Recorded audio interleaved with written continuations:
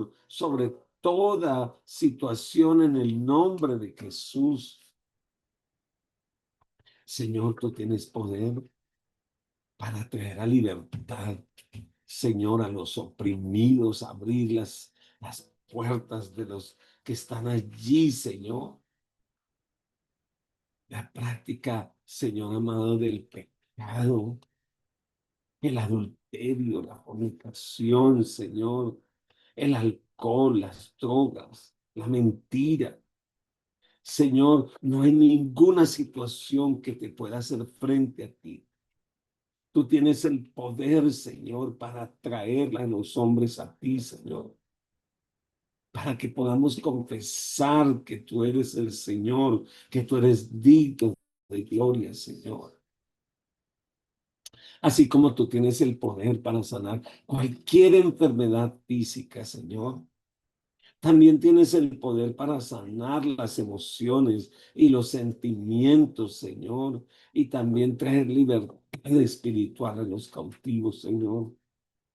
Obra en la vida, Señor, de nuestros amigos, de nuestros familiares, aún de nuestros hermanos en la fe, Señor, que ellos puedan recuperar, Señor amado, sus fuerzas y levantar sus ojos a los montes de donde viene nuestro socorro. Gracias porque tú escuchas nuestras oraciones y tú actúas, Señor. Confiamos en tu poder, confiamos en tu gloria, confiamos en tu Espíritu Santo, Señor. Padre Dios, gracias por tu dirección en nuestras vidas, Señor. Gracias porque en ti tenemos claridad de propósito, Señor. Ven, trae dirección, ayúdanos a buscar tu rostro en este día. Esta semana la consagramos a ti, Señor. Que te demos a ti prioridad y que nuestra prioridad, nuestro deseo sea hacer tu voluntad por encima de todas las circunstancias. Señor, sigue guiando nuestras decisiones, sigue guiando nuestras palabras y nuestras acciones, Señor. Queremos vivir para ti, Señor. Queremos vivir para ti, Señor. Por eso liberta, liberta, Señor. Ayúdanos a escuchar tu voz, Señor, aún en medio del trajín diario, Señor. Pero aún más, ayúdanos no solamente a escuchar, sino a obedecerte, Señor, en todo momento, Señor. Que nuestro deseo realmente sea hacer tu voluntad. Esta semana nos enfrentaremos a muchos retos, a muchas decisiones. Nos encontraremos con muchas personas, Señor. Danos esa sensibilidad espiritual para hablar, para abrazar, para testificar. Habla en nuestro corazón, Señor, y ministra conforme tu poder, Señor, en el nombre glorioso de Jesús, Señor. Muchas gracias, Espíritu Santo, por tu bondad, Señor. Gracias, Señor. Amén, Señor. Y amén. Gloria a Dios, el Señor les bendice. Bendiciones para cada uno de ustedes esta mañana. Qué bendición empezar una vez más una semana en la búsqueda del Señor, en la lectura de la palabra, en poder descubrir al Señor en cada rayita de las escrituras. Y bueno, estamos ya próximos a terminar nuestro libro de los Hechos y creo que lo hemos disfrutado de una manera poderosa, pero esta semana vamos a tratar de descubrir cosas que el Señor tiene para con nosotros. Bueno, ya el rey Agripa y Berenice y mucha gente llegaron a la conclusión que Pablo era inocente de los cargos que se le estaban ah, pues acusando, ¿verdad? No había pruebas, no había nada. Mas, sin embargo, como el apóstol Pablo había pedido ir al César, ¿verdad? Por ser ciudadano romano, pues tiene que cumplir esa tarea y tiene que ir al César. Así que aquí empezamos ese viaje hacia Roma. Hechos capítulo 27, versículo 1 al versículo 20. Hechos capítulo 27, verso 1 al verso 20. Cuando se decidió que habíamos de navegar para Italia, entregaron a Pablo y algunos otros presos a un centurión llamado Julio, de la campaña Augusta o de la compañía Augusta. Y embarcándonos en una nave Adramitena que iba a tocar los puertos de Asia, zarpamos estando con nosotros Aristarco, macedonio de Tesalónica. Al otro día llegamos a Sidón y Julio, tratando humanamente a Pablo, le permitió que fuese a los amigos para ser atendido por ellos, y haciéndonos a la vela desde allí, navegamos a Sotavento de Chipre, porque los vientos eran contrarios. Habiendo atravesado el mar frente a Cilicia y Panfilia, arribamos a Mira, ciudad de Licia, y hallando allí el centurión una nave alejandrina que zarpaba para Italia, nos embarcó en ella. Navegando muchos días despacio y llegando a duras penas frente a Gnido, porque nos impedía el viento, navegamos a Sotavento de Creta frente a Salmón y costeándola con dificultad, llegamos a un lugar que llamaba Buenos Puertos, cerca del cual estaba la ciudad de La Sea.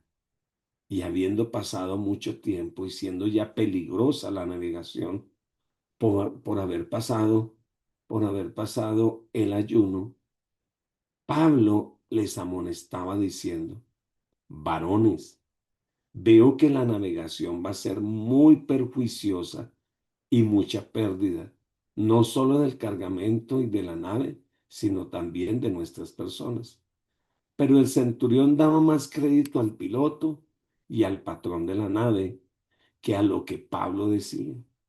Y siendo incómodo el puerto para invernar, la mayoría acordó zarpar también de allí, por si pudiesen arribar a Fenice, puerto de Creta, que mira al nordeste y sureste, e invernar allí.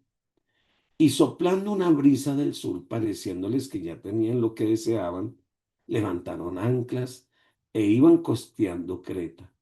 Pero no mucho después dio contra la nave un viento huracanado llamado Euroclidón, y siendo arrebatada la nave, y no pudiendo poner proa al viento, nos abandonamos a él y nos dejamos llevar.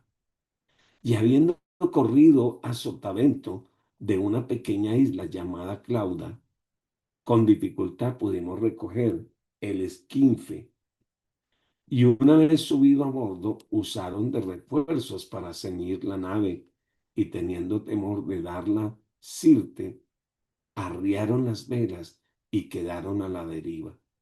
Pero siendo combativos por una furiosa tempestad, la siguiente día empezaron a alijar, y al tercer día con nuestras propias manos arrojamos los aparejos de la nave. Y no apareciendo ni sol ni estrellas por muchos días, y acosados por una tempestad no pequeña, ya habíamos perdido toda esperanza de salvarnos. Uno diría, bueno, ¿hasta cuándo? ¿Qué vida de Pablo? Algunos dicen, yo quisiera ser como Pablo. Bueno, yo no. Yo en esos detalles y en esas cosas, yo no quisiera ser como Pablo. Lucas ahora se está incluyendo en este relato y se une a Pablo y se une a una persona llamado Aristarco para el viaje a Roma. Es posible que se le haya permitido ir a Lucas, porque recuerde que la profesión de Lucas era que Lucas era médico y seguro le permitieron ir a Lucas como el médico de cabecera de Pablo, pero más que eso, Pablo era el escribano y Aristarco como ayudante personal de Pablo.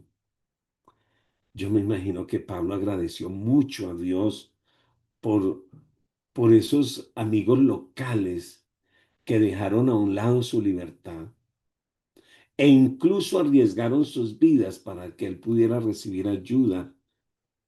Eh, no hay evidencia ni que Lucas ni que Aristarco eran hombres que estaban arrestados, ¿no? Sin embargo, Pablo se refirió a Aristarco como compañero de su prisión. Yo quiero aprovechar para darle gracias al Señor por la cantidad de hombres y mujeres que el Señor ha puesto alrededor de nosotros como pastores y como líderes. Algunos tal vez abandonando sus propias vidas, no al punto de estar preso juntamente con nosotros, pero sí que entienden que esta tarea no es una tarea de una sola persona, sino que esta tarea es una tarea de un hombre y un grupo de hombres y mujeres que el Señor ha llamado para que hagamos la gran comisión. Y para mí sería la última gran comisión, pues yo pienso que el Señor está a la puerta. ¿Sabe? Estas Lucas y Aristarco prácticamente se encarcelaron juntamente con Pablo. Allí abandonaron la comodidad de sus vidas y alabado sea el Señor por esos Lucas y por esos Aristarcos que el Señor pone en nuestro camino. Alabo al Señor por ellos. Alabado el nombre del Señor. Pablo no era el único preso que Julio y sus hombres llevaban a Roma. Inclusive ahí en el barco iban presos con ellos aquellos que tal vez estaban condenados prácticamente a muerte, hombres que iban a Roma no para ser juzgados, sino para ser muertos. Y seguramente había gente muy peligrosa, había gente tal vez acusada de homicidio, de situaciones bien, bien complicadas. Pero, ¿sabe? La misericordia de Dios para con un hijo de Dios alcanza a los que están alrededor. ¿Sabe? Dios ha guardado tu casa y ha guardado inclusive tus hijos y tu familia gracias al amor que el Señor te tiene. Tú eres esa persona que va en ese barco que se llama familia o que se llama empresa o se llama oficina o se llama comunidad. Y que aunque vengan los vientos y aunque vengan las situaciones difíciles, la vida de los que están alrededor tuyo son guardadas porque el Señor te está guardando a ti. Así que manténgase fiel, manténgase firme, manténgase agradecido con Dios, porque tú eres la excusa de Dios para cuidar, bendecir y sostener tu familia. ¿Qué podía decirles el apóstol Pablo a todos estos hombres que tal vez iban ya con sentencia de muerte? Conociendo un poquito a Pablo a través de las escrituras, no nos dice en esos días qué mensaje les estaba hablando a esos hombres, pero seguramente les dijo palabras acerca de la resurrección. Seguro les dijo a estos hombres que el que tiene al Señor no morirá eternamente, sino que vivirá. seguramente les habló acerca del Cristo resucitado. Bueno, este centurión halló una nave costera que dejaba Cesarea, así que se embarcaron allí y esa nave recorrió 130 kilómetros de Cesarea a Sidón. Todo eso en un día. En Sidón, a Pablo se le permitió visitar a sus amigos y recoger las cosas que necesitaba para el largo viaje. ¿Se da cuenta cómo es la iglesia? ¿Cómo nació la iglesia? El apóstol Pablo ya podía bajar del barco con sus amigos y tal vez con unos guardas acompañándolo, pero había una iglesia ya en ese lugar que recibió a Pablo, que lo bendijo, que le permitió comer y bañarse y seguramente recibir provisión.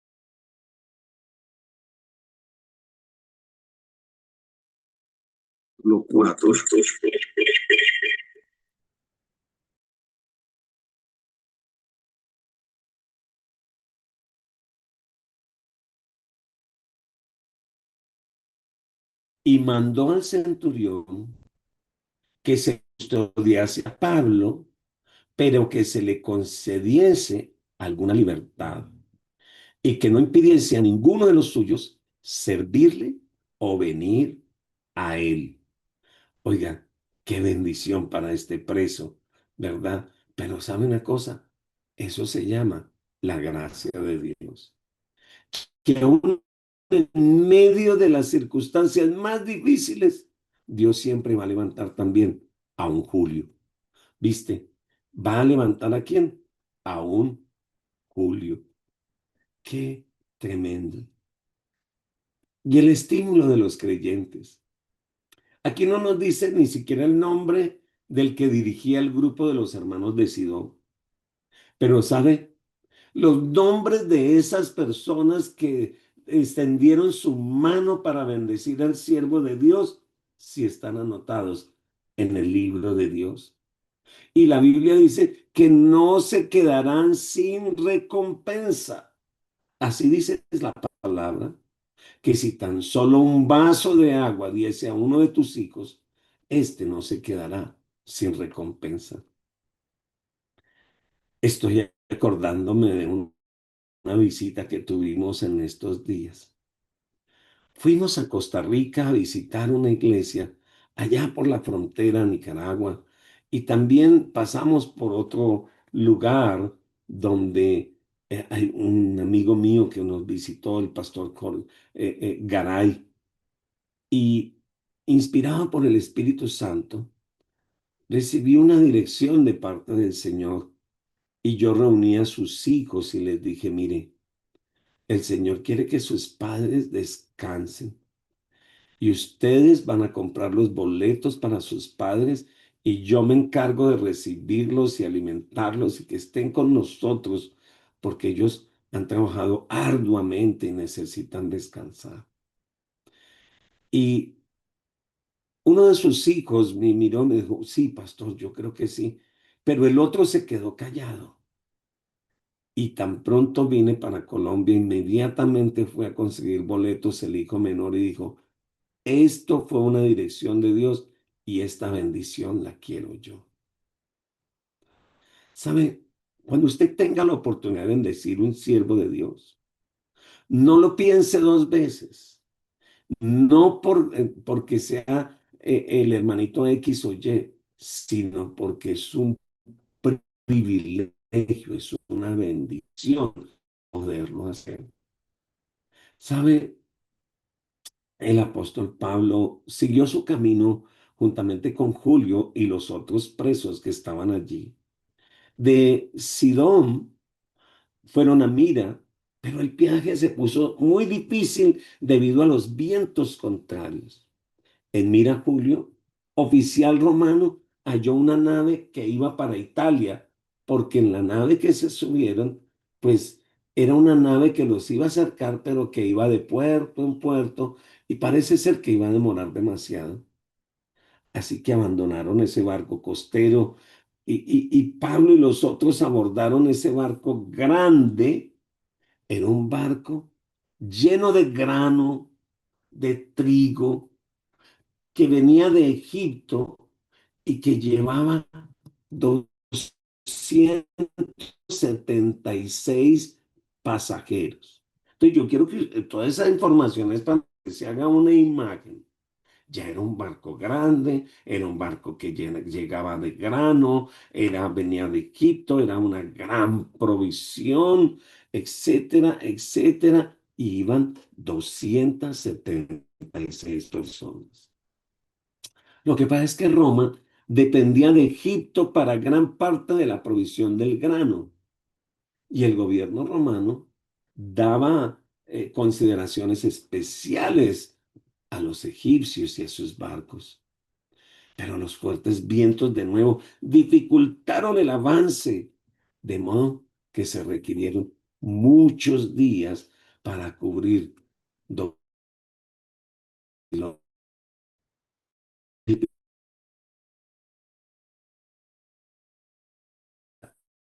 pasando, luchando por llegar a buenos puertos. Había sido un viaje difícil. Era el preludio de las cosas que vendrían.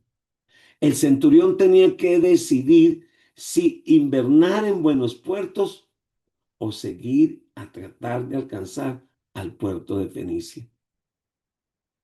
¿Saben?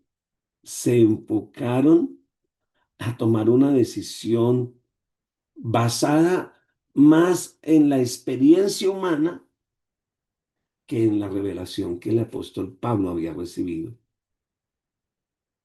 Pablo se les advirtió que se quedaran en buenos puertos, ya que había encontrado vientos adversos y había comenzado la temporada de tormenta. ¿Sabe? Muchas veces el Señor nos habla a través de circunstancias. El Señor nos habla a través de los siervos del Señor. El Señor nos habla a través de la palabra, pero somos duros de corazón y de mente. Y entonces queremos hacer las cosas a nuestra manera y podemos tener mucha, mucha pérdida. ¿Por qué? Porque no queremos escuchar las orientaciones. El apóstol Pablo les dijo: varones, veo que la navegación va a ser con prejuicio y mucha pérdida, no solo del cargamento de la nave, sino hasta posiblemente de nuestras vidas. Suena tanto como una profecía, que nos inclinamos a creer que Dios posiblemente le empezó a advertir a Pablo el peligro. Recuerde que Pablo era un experimentado en naufragios. Ciertamente ya había pasado por algunos naufragios. Entonces, cuando él dice veo, posiblemente lo que está diciendo: mire, yo estoy percibiendo que viene una situación difícil. Sin embargo, los hombres a cargo le dieron escasa importancia a la advertencia de Pablo, una situación que más adelante tuvieron que lamentar. Y a veces el Señor viene y nos habla de una, de otra manera.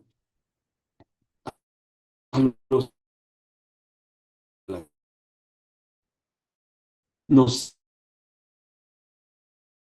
a través de las sustancias, pero nosotros estamos seguros que nosotros tenemos la respuesta y nosotros sabemos qué hacer. ¡Qué tremendo! ¿Qué fue entonces? ¿Cómo tomó la decisión Julio? Para empezar, él empieza a ver las circunstancias. El puerto de Buenos Puertos era un lugar incómodo para pernoctar, para dormir. Estaban demasiado expuestos a las tormentas. El que más dijo, bueno, es que el puerto que viene más adelante es un puerto más bonito, más protegido. También empezó a poner oídos sobre el experto piloto y sobre el patrón del barco. Ellos le aconsejaron que el barco se dirigiera a Fenice. ¿Saben?